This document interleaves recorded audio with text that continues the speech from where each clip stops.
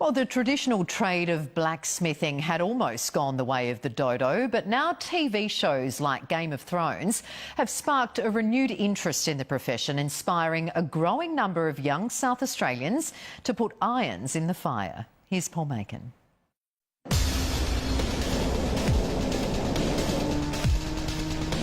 Blacksmithing was the seed for the industrial world. Blacksmiths was the beginning.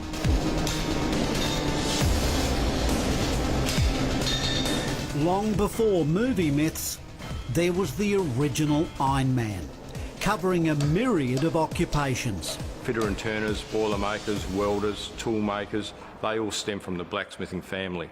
A proud profession from the distant past, fitting a mature man with wisdom and experience like a glove. One thing you can't do here is you can't let your mind go off the fire, because all you do is you burn your steel.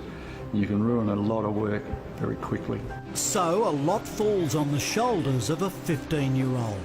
A lot of people think that, oh, you're a blacksmith, you have to be angry all the time, so you have to bash a piece of metal and you have to be really, really strong. But no, it's complete opposite. It's more finesse. Thankfully, young Liam Davies-Brown has the right touch.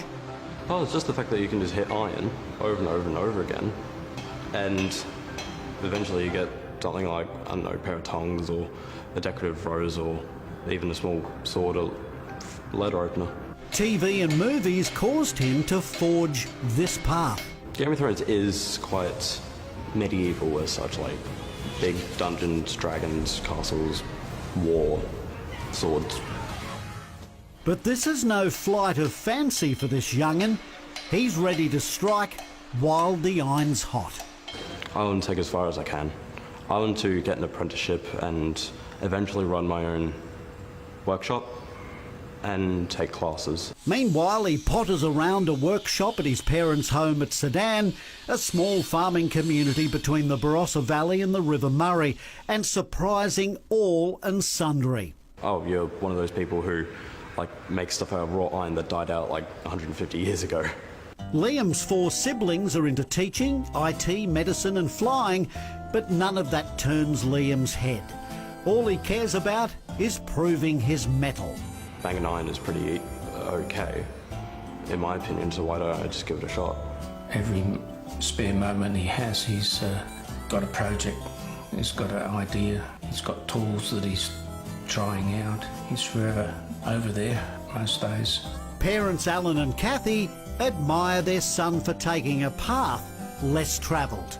It's a wonderful thing, because for the most of us we can't imagine having that sort of passion. If that's what Liam likes, then that's the right thing for Liam.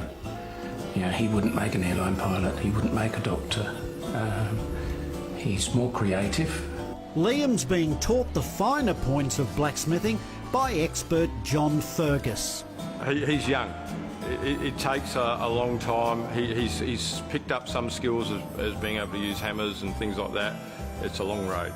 Oh, my teacher, funny bloke, but he's a really good teacher. And while under siege from cheap imports of metal products. There's cheap shops bringing stuff in from China. There's even an association for blacksmiths, so the small number can keep honing their skills. Chris Carter is the president. We just want to make sure that blacksmithing doesn't die. I'm really proud of him, because he's overcome a lot of obstacles, and he's a wonderful boy. Well, with a great-great-grandfather who was a blacksmith in London at the turn of the century, how can he go wrong? And Liam didn't know this until I told him only 2 days ago. Well, it runs in the family, obviously.